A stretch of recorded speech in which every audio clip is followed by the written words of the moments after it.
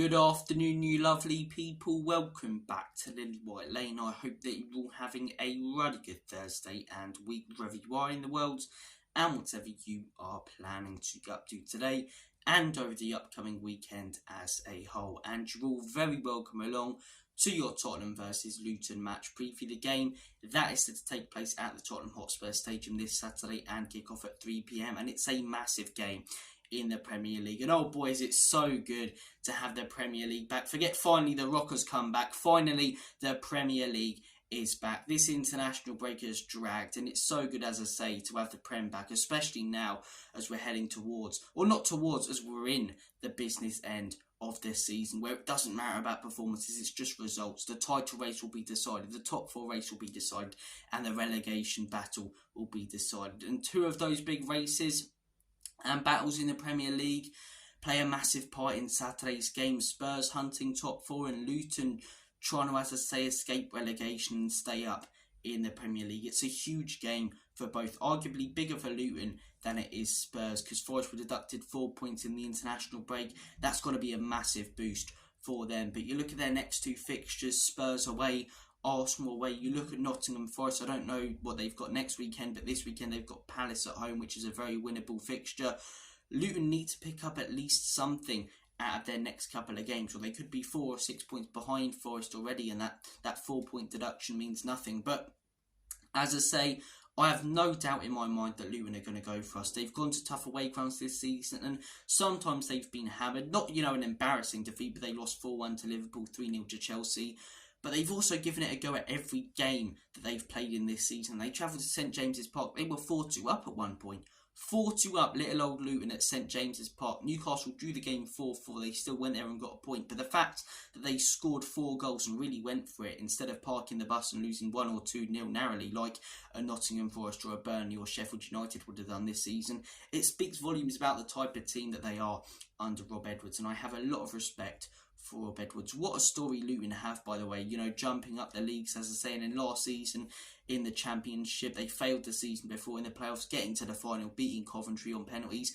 It was a great moment. They're quite local to me as well, Luton, so I know a few Luton fans, and as I say, to see how excited they were, and it was just an incredible moment for football. It really was. They've got a great story, a great little ground. I have a lot of respect for Luton, and I don't think we should take them lightly. I really don't think we should take them lightly, because they're a serious team. They've caused some serious problems to some good sides this season. Arsenal went to Kenilworth Road, I know this game isn't there, and narrowly beat them with a last minute winner.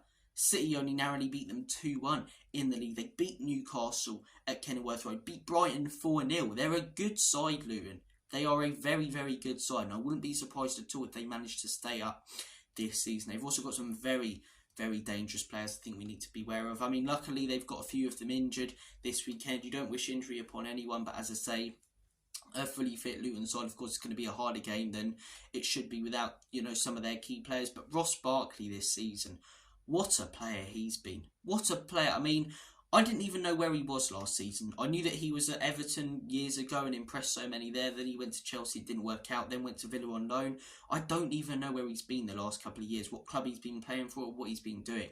He's come to Luton, as I say, and arguably been one of the most improved players in the Premier League. Banging in goals left, right and centre, goal contributions constantly. He's been fantastic. Another one that's really impressed me, Adebayo. Thankfully, as I say, he's not going to be playing this weekend. Big man up top, bangs in a fair few goals. And Alfie Doughty, someone who's come through the academy and, as I say, just played so well for them this season and adapted to the Premier League brilliantly. But look, as I say, Luton, they're not to be taken lightly. But that's enough about the opposition. Looking at Tottenham Hotspur, as I say, we're coming off a 3-0 loss at Fulham. Our form before that wasn't too bad, to be 100% honest with you. I believe we had 2 wins in a row. And that could have been the third and we could have really kicked on. But as I say, it's a big game for us. It's a really big game for us. When you look at these next 3 games, in my opinion, we've got Forest next. Oh yeah, that's who Forest have got. They've got us next weekend, but we've got Luton, then we've got West Ham, then we've got Nottingham Forest, and then, as I say, we've got the run of death, as I like to call it. Forget the group of death in international tournaments. We've got Newcastle away, then I believe we've got Man City at home, then Arsenal at home, then Liverpool away. That's rough.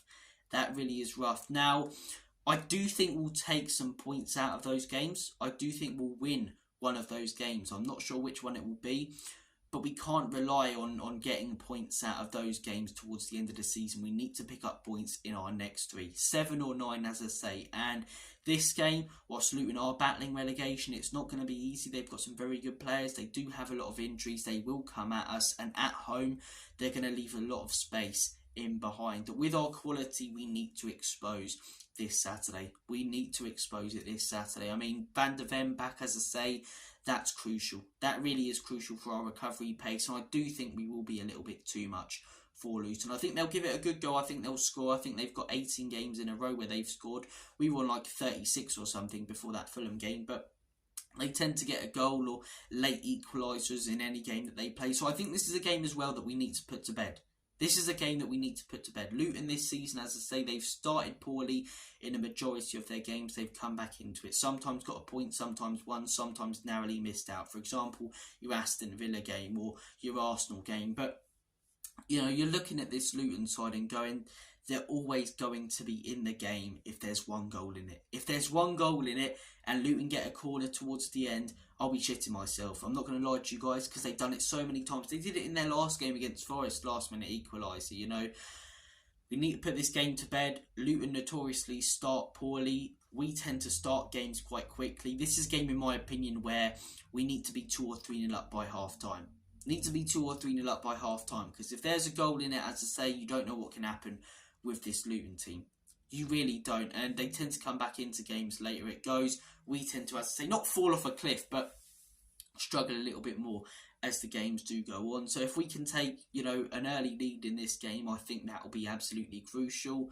I think if Luton score first, it's not like when we play Nottingham Forest next weekend or West Ham, if they score first, then I'll be worried, because those teams will sit back, they'll park the bus, they'll shithouse it, they'll make it really difficult. But Luton won't do that. They'll still keep coming at us. So I think, as I say, it's important that we do get the first goal, not because, you know, Luton will have to come at us, because they'll do that anyway, but because they'll come back into the game if we give them a chance to, and hopefully we can be 2 or 3 nil up by half time. And then, as good as they are at our stadium with the football that we play, I can't see them coming back into it, or us not scoring another goal if they really, really go for it and, you know, Gear 5 completely take the brakes off. So look, I think it's going to be an interesting game. I think Luton will come at us. But my score prediction, I'm going to go 3-1 Spurs. I'm going to go 3-1 Spurs. I think we'll take an early lead. I think we'll be 2-0 up by half time. I think Luton might start the second half off a little bit more quickly, get a goal, and I think we'll put it to bed towards the end. They've got a lot of injuries as well.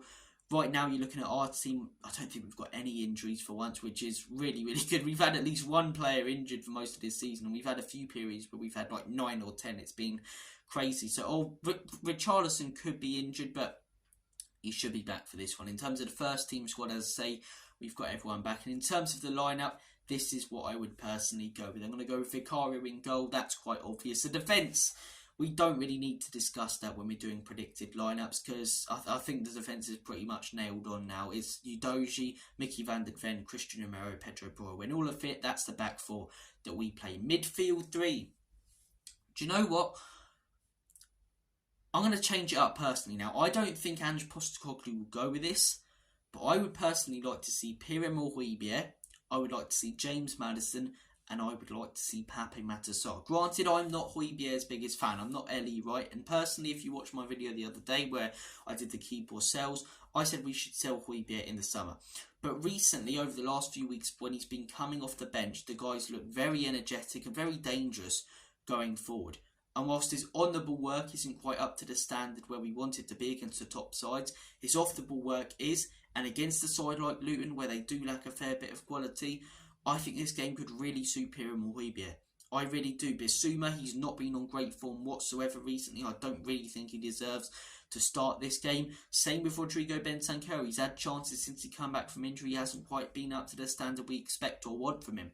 Pierre-Emile Højbjerg, when he's gotten chances in the last few games, especially in the last few games where we've looked quite poor, he's come on and looked brilliant. The Aston Villa game, I get that we were 4-0 up. We were brilliant in that game, so I didn't mean poor. I meant more the Fulham game and the Wolves game a few weeks ago. But the Aston Villa game, he came on, looked brilliant. There was that one move that got clipped up where, you know, Cruyff turned and started driving through the midfield, and In the Fulham game when he came on, we could have brought it back to 3-2, and then who knows if Brennan Johnson and Timo Werner could have finished their dinner. But as I say, I think he's energetic. I think he gives it 110%, and sometimes runs around like a headless chicken. But I think in a game like this, that's what you need. We can't be too static in this game. I'd like to see Pierre and Højbjerg. It's a rogue shout. It is a rogue shout. I think, as I say, in the week against West Ham, don't play him then. That's when you play Bissouma. But I'd like to see Højbjerg in this game. I'd like to see Højbjerg. I think in his appearances the last few games, he's looked better than the players who have been on the position or been on the pitch in that position. So I like to see Højbjerg. I think Maddison's nailed on as our attacking midfielder. Gio Lo Celso I don't think is even really a shout. And whilst he hasn't been quite up to the standard we want from Maddison, I still don't think you put Kulusevski there and put him on the bench. And then Pape Matar Sarr, for me, he's nailed on week in, week out. I'd be really upset if I didn't see his name on the team sheet. He's been so consistent and brilliant for us all season. I see Kobbie Mainoo raved about a lot. If this guy was English, they'd think he was the next Frank Lampard. Because in my opinion, he's not much better, but he is better than Kobbie Mainoo. His footwork, his ability, as I say, he looks so experienced for a 20-21-year-old. I love the guy. I really do. And Pape Matar Sarr, for me, he's nailed on to start in this game. Then you're looking at the front three. For me, with Richarlison back, I'm going to go with Son on the left, Richarlison up top, if he's fit, and then on the right, Kulusevski. Now, if this game was after the Aston Villa one, I would have put Brennan Johnson on the wing. But his performance was so poor in that game. It really wasn't. In my opinion, you have to earn your place in the team. You have to earn your place in your team. And Timo Werner, as I say, again, missed an absolute sitter. The confidence might not be high, and I can't be asked with them dicking around and us hoping that they get better. I want someone who, in the box recently, if you give him a chance, he'll put it away. And Richarlison's been that. He has been that. He went on that brilliant run right before he got this injury. And it's not like, as I say, we need to be cautious about bringing him back into the team because he's come back from ACL or something like that. No, he's come back from a slight injury that's taken him out for a few weeks. So he should be sound to come straight back into the starting lineup. For me, we were picking up some great results and great performances when he was there and Son was on the left. And yeah, I think we should start him. I'm going with Richarlison, I'm going with Heung-min Son, and I'm going with Dejan Kulusevski. See how that works. Brennan Johnson is an impact sub, as I say, a lot this season. He's come on and made a difference, especially in that Crystal Palace game. We started him against Villa, he was brilliant, but started him against Fulham, he quite wasn't up to the same standard. So I think it's an impact sub.